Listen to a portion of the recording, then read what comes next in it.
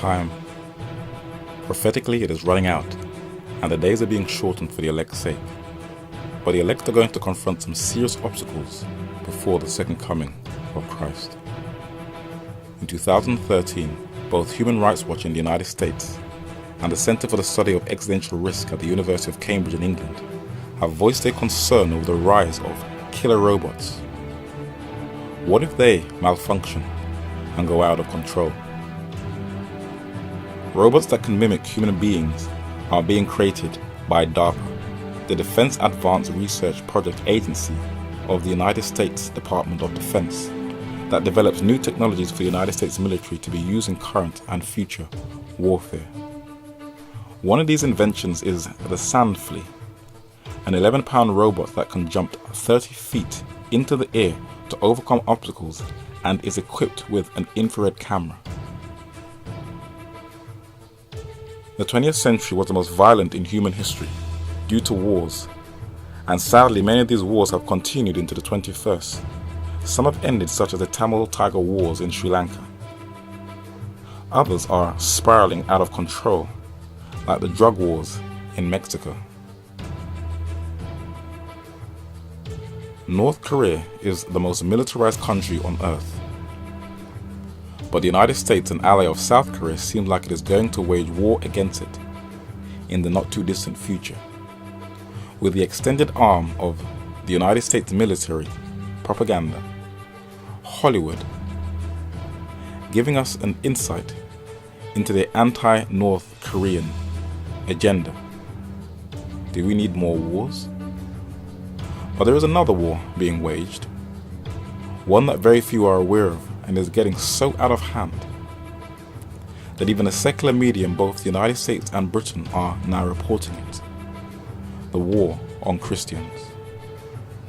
The Armenian genocide has only recently come to public attention. Ottoman Turkey's attempt to exterminate an entire Christian race in the Middle East, the Armenians, descended from the residents of the ancient Urartu, became the first Christian nation when their king Durat converted from paganism in AD 301. Is a history of almost unrelieved horror at the hands of Turkish policemen and soldiers and Kurdish tribesmen. The first Holocaust of the 20th century that took the lives of 1.5 million Armenians, that spared neither age nor gender, has been overshadowed by the Jewish Holocaust. But in the 21st century, all over the world, in both secular, religious, democratic, or authoritarian states, Jesus Christ's precious flock is being targeted, hunted down, mercilessly killed, and even framed. When China became a communist state, Christians were one of the groups who became a target, and many churches still operate underground. In predominantly Buddhist Burma, the Chin, a predominantly Christian ethnic group, have been unfairly targeted by the military, and sadly not even babies are spared. Indonesia is the highest populated Muslim country in the world, and radicals have targeted Christians by either shooting them in their face, burning them, or attacking innocent schoolchildren with machetes, where 1 out of 4 survived in 2005 and is now living in complete fear. In Egypt in 2010 was the Arab Spring that was to give free elections, free speech, and other cherished freedoms. But the Saudis suspected it was motivated by outside influence, the West. The country's leading clerics have warned against the evils of the regional unrest, which they say was incited by foreigners to foment instability in Muslim countries. Why was the now retired United States Joint Chief of Staff Admiral Mike Mullen doing with the Egyptian Armed Forces Chief of Staff Lieutenant General Sami Inan in Cairo in 2010? Hosni Mubarak, one of the United States' strongest allies in the Arab world, was overthrown. But was there a change, and who replaced him?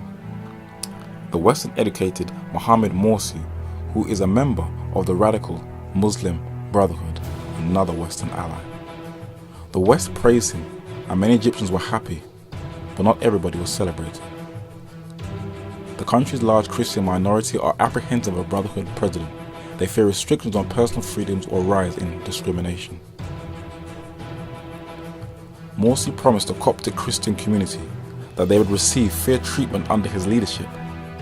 But since the Arab Spring till now, the Coptic Christians and their churches have been attacked, which is hypocritical of this Muslim nation who claim they want equal rights, but attack a minority. This is an ongoing global war that will never cease.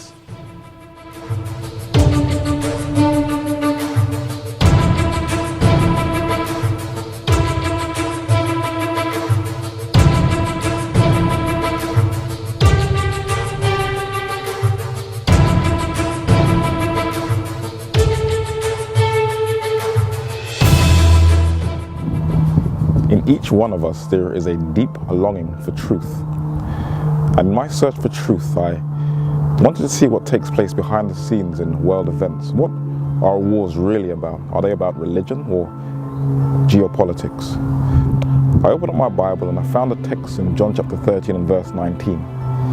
And Jesus says, listen, if you want to know if I'm authentic or not, if I'm real, if I show you something before it happens, when it comes to pass, you will know if I'm real or not.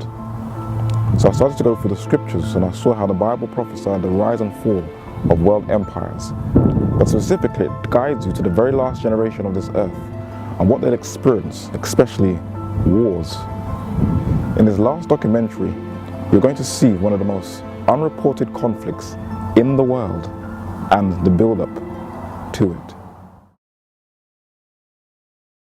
John Fox was a 16th century English chronicler who had access to 223 authentic documents that included private manuscripts and episcopal registers, and in his famous Book of Martyrs, he documented Christian persecution from the days of the apostle to his day. The arena was not just for gladiators alone. They were also for the entertainment of the day, Christian persecution. The first head of state to introduce this was Nero, the most hated of the Roman Caesars. He was succeeded by other Roman emperors who also wanted to purge Christians out of the empire. It was only Antonius Pius who didn't engage in this. He was fair and tolerant. But after Emperor Constantine officially stopped persecution, it was to be revived again, this time not by the emperors, but by the popes in the headquarters of the Catholic Church, Vatican City. The popes claimed to be successors of Peter, but if you look around the Vatican, each pope is titled Pontificus Maximus, which means the bridge builder, a title first used by Julius Caesar. Pope Innocent III turned the papacy into a system of war, and he appointed Dominic to start that bloody inquisition to purge anything that dissented not from the Bible but from the authority of the popes. And innocent Christians were killed, but there was one group that was unfairly targeted. The northern part of Italy in the Alpine mountains once lived a people who have been lost to history. They were called the Israeli Alps, or the Vaudois, the people of the valley. His Anglicized form is Waldenses, and one of the descendants recorded the plight of his forefathers.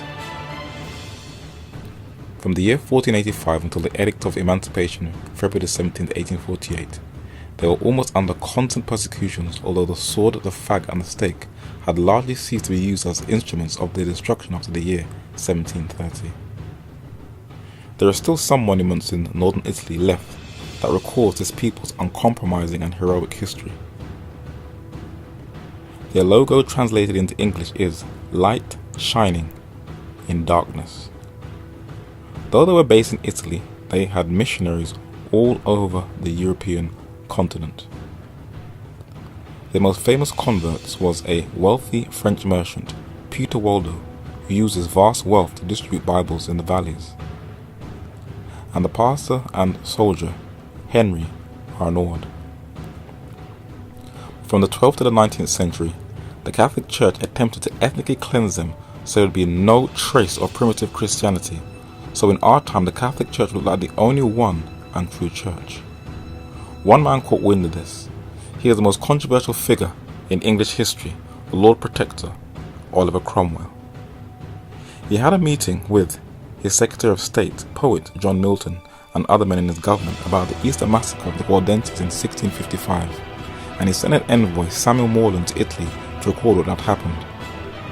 A woman with a spear through her genitals, another being roasted alive, men having their heads blown off by gunpowder, and babies being hacked to death. 20 years later, in 1685, King Louis XIV received some bloodthirsty advice from his Jesuit confessor to purge the French kingdom of Protestants. He revoked the religious liberty law, the Edict of Nantes, and massacred Protestants in his country, but he extended it to his neighbouring country, Italy. He pressured Victor Amadeus, the Duke of Savoy, who was on good terms with the Waldenses, to kill them, and thousands were hunted and massacred. But those who survived, what happened to them? J.A. Wiley tells us. He says, all of the Waldensian race that remained from the sword of the executioner were immured in the dungeons of Piedmont, and how they treated in prison as the African slave was treated in the Middle Passage. When blacks were kidnapped from Africa, some were traded by their own people. But when they were on the ships, they were not only humiliated, but packed like sardines, where they slept, ate, urinated and pooped in the same place. This is what happened on the Waldenses in 1685. A museum has been erected in their honor. But some may wonder, why would people go to great lengths to massacre others who profess to believe in God? Jesus tells us why. They shall put you out of the synagogues, yea, the time cometh, that whosoever killeth you will think that he doeth God's service. The Union Jack is a combination of the English and Scottish flag, two countries that united as a result of the Reformation. What was the Reformation and where did it begin? Wiley tells us. England is the first of the European communities to flee from the prison house in which the crown priest of the Seven Hills had shut up the nations. England comes forth the first of the nations led on by Wycliffe. John Wycliffe was known as the Morning Star of the Reformation and the Evangelical Doctor. This Oxford professor was a teacher, political reformer, preacher, patriot, champion of theological and practical reforms, who was skilled in the law of optics, chemical analysis, physiological genesis of sleep, geometrical rules, and national economies. He committed a big crime in 14th century England. He translated the Bible from Latin to English for the common man to read for himself, and as he had powerful friends such as John of Gaunt, Duke of Lancaster, he couldn't be touched. Today, in our modern world, if we have the luxury of a smartphone, we can download the whole Bible in just a matter of seconds, which costs near to nothing. In Wycliffe's day, he didn't have that advantage. Neither did he have the printing press of the 15th century that was introduced by Lawrence Coster on the left and John Gutenberg on the right. He had to translate from hand, and he trained young men who were known as Lollards or Wycliffites to preach around the British Isles the simplicity of the gospel, where even the nobility had the privilege of reading for themselves. Wycliffe's disciples spread rapidly throughout Britain, and men boldly preach, not for fame like preached of today, but for the love of the people. But men in darkness feared the light. An army started to gather under the leadership of King Henry IV, and prayer meetings were forcefully invaded and broken up. Bibles had to be handed over to the clergy, and men were arrested for having Bible studies. And under this king, men were burnt to death who wanted to exercise liberty of conscience. Hardly any of the English know this part of their history. In 1414, the reading of the English scriptures was forbidden upon pain of forfeiture of land, cattle, life, and goods from their heirs forever. At the Council of Constance, Wycliffe and his biblical teachings were condemned, and men who were influenced by them, such as the Czechoslovakian reformer John Huss, was condemned to death, and all of Wycliffe's writing which had spread around Europe. In modern Britain, we are seeing very stealthily similar things happen. In 2006, when you strike at civil liberties, such as the Terrorism Act, then religious liberties will be shortly targeted. A person who uses threatening words or behavior or displays any written material which is threatening is guilty of an offense if he intends thereby to stir up religious hatred. A consul may arrest without warrant anyone he reasonably suspects is committing an offense under this section. A person who publishes or distributes written material which is threatening is guilty of an offense if he intends thereby to stir up religious hatred. A person who distributes or shows or plays a recording of visual images or sounds which are threatening is guilty of an offense if he intends thereby to stir up religious hatred. We can see where this is going. Even in the United States, which is called the land of the free and the home of the brave, similar things are happening. Roger Williams, who founded the state of Rhode Island, introduced that state to have civil and religious liberties, and Isaac Backus, the Baptist, pushed for civil and religious liberties. But now the United States is targeting both civil and religious liberties, where the FBI spells out who are the most dangerous groups in North America. Anti-government conspiracy theories, it says, and end times prophecies could motivate extremist individuals. And a recent army training manual ranks evangelical Christians on a par with Al-Qaeda, a shadow of things to come. Sir John Oldcastle, Lord Cobham, was one of the many nobility who embraced the Bible over the authority of the Catholic Church, which showed how far Wycliffe's influence went. It cost him his life. He was burnt alive, and many were burnt for accepting the authority of the Bible over the authority of the Church. Under pressure, many recanted and submitted their conscience to the Church. The residence of the head of the Church of England was once a place of cruelty to the Lollards, Wycliffe's disciples. But why do hardly any English know this history? Where is it gone? Wiley tells us, the names of many of these early sufferers, to whom England owes under providence its liberties and its scriptural religion, have fallen into oblivion. Their memory is preserved in stone, and their names are recorded in heaven.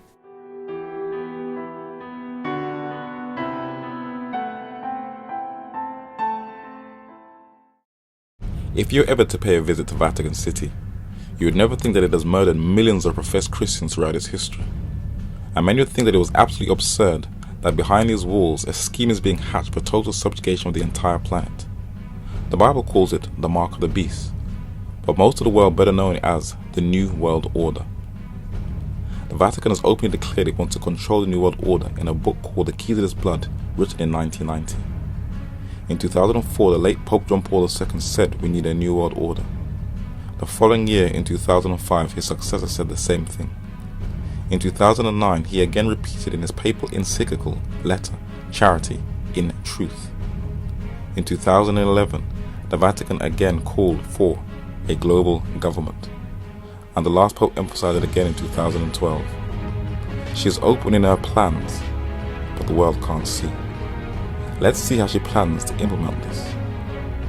She will encourage all the world's major religions to come together and coexist and put away all their differences. This is known as interfaithism, to make the world a better place, where she'll obviously will lead. And the religions are sadly falling for the bait, especially one of her oldest foes, Anglicanism, who separated from in 1534. The Anglican Church has been making frequent visits to the Vatican, and they welcomed the last Pope like a celebrity when he came to England in September 2010. Do these men actually know their own history? On St. Bartholomew's Hospital in London, England, there are names of those who are martyrs so these Anglicans could have their freedom today. John Rogers, the Bible translator. Hugh Latimer, chaplain to King Edward VI. Nicholas Ridley, Bishop of London, burned at the stake in Oxford. And the Archbishop of Canterbury, Thomas Cranmer. And what is so sad is that British historians are trying to sympathise with Bloody Mary, the murder of these 288 Protestants.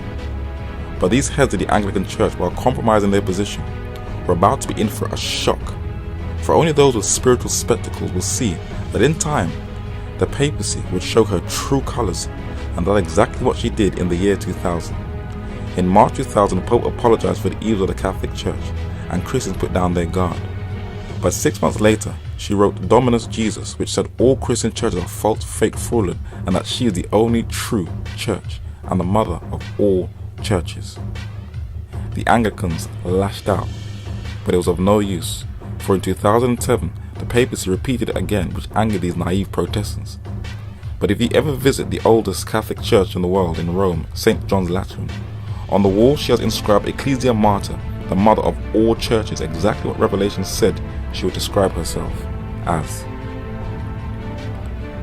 The papacy will dumb down the Bible by putting it on an equal par with secular paganism, and even bless those who have a pagan world view, and via the power of political correctness, to merge all cultures together, she will encourage individualism to be crushed.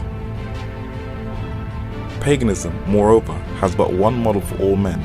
Its aim is to ever crush individuality and mold all characters alike. The papacy emphasizes in the book documented Ecclesiastical Megalomania, where in Centesimus Annus, Pope John Paul II says clearly, even in the Centesimus Animus, the Pope reaffirmed the hostility of the Roman Church state to individualism. In order to overcome today's widespread individualistic mentality, what is required is a concrete commitment to solidarity and charity. In Obama's re-election speech in Chicago 2012, he subtly reiterates Catholic social teaching by saying that we are no longer individuals, but a collective.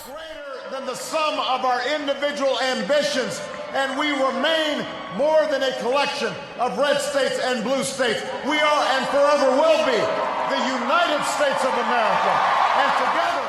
Who exactly is Barack Hussein Obama? And how did he inherit 1600 Pennsylvania Avenue? He has been awarded the Nobel Peace Prize while inheriting 2 wars and finishing the last building blocks of a global government, where he signed a law where the United States can detain anyone it suspects of terrorism indefinitely.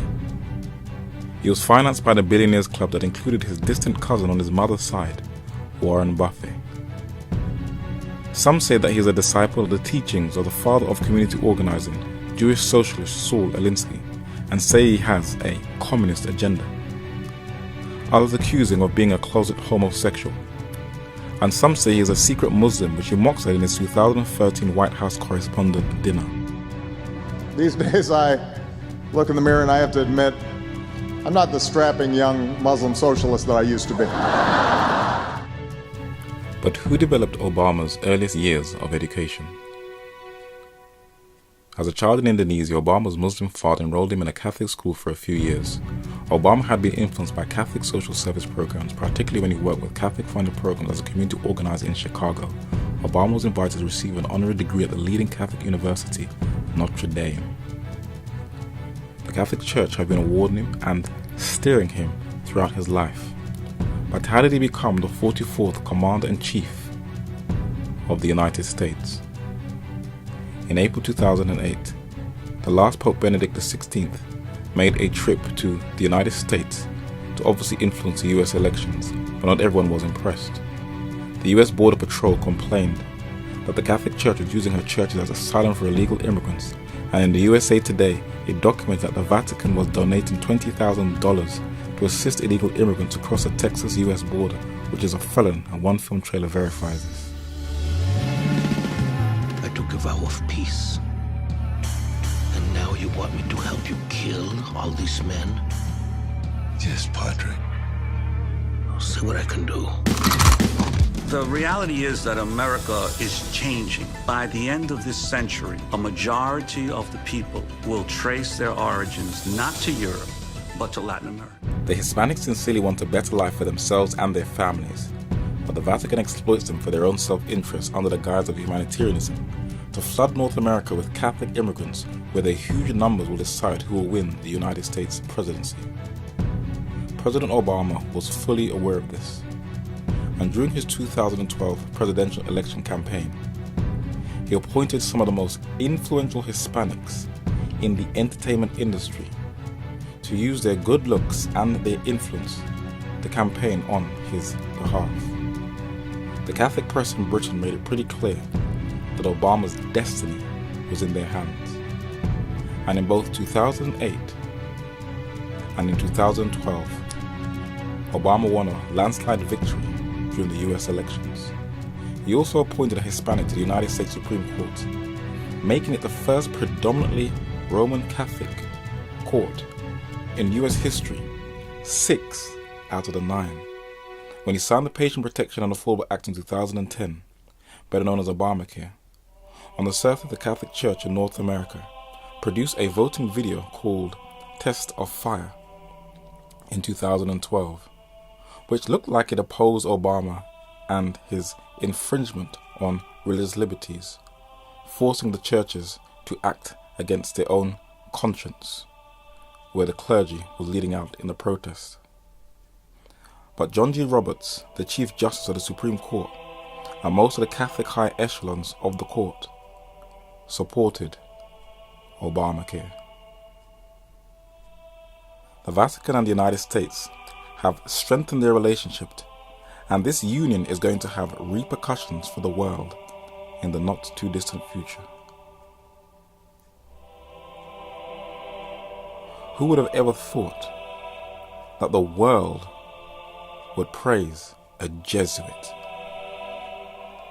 As the papacy's global influence expands, where its diplomacy is one of the largest on earth, only those who sincerely, with an open mind, study the prophecies in both Daniel and the Revelation will know her future plans of total world domination before the second coming. Open that book, read and judge for yourselves. Read especially the closing pages of that book, and clearing away the glosses and conceits of dilettante apocalypses, judge for yourselves what system it is that there looks you in the face. The cause of God on earth has still its center in the great battle not yet fought out between Christ and Antichrist, betwixt Protestant truth and Popish idolatry. This is the conflict of the ages, the faith and patience of the saints. We live in what is called the information age, but it can sometimes be quite difficult to get the right information, especially when the corporate-controlled media is giving us complete lies and fabricating truths about a region in the world. And what makes it even more frustrating is even when the church keeps quiet. My advice to you as individuals is everything that you've seen in these 11 episodes, please go and research it for yourselves, whether you are a Christian or not. But my obligation and duty is to show you these truths. You may laugh, mock, criticize, think it's absolutely ridiculous, but you have been told. If life is spared, a DVD will be shortly following this. And in the meantime, you can follow even at the doors by clicking on the subscribe on the YouTube or by following myself on Facebook.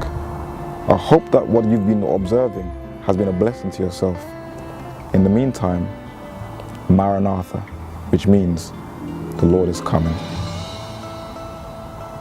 He that is unjust, let him be unjust still. And he which is filthy, let him be filthy still. And he that is righteous, let him be righteous still.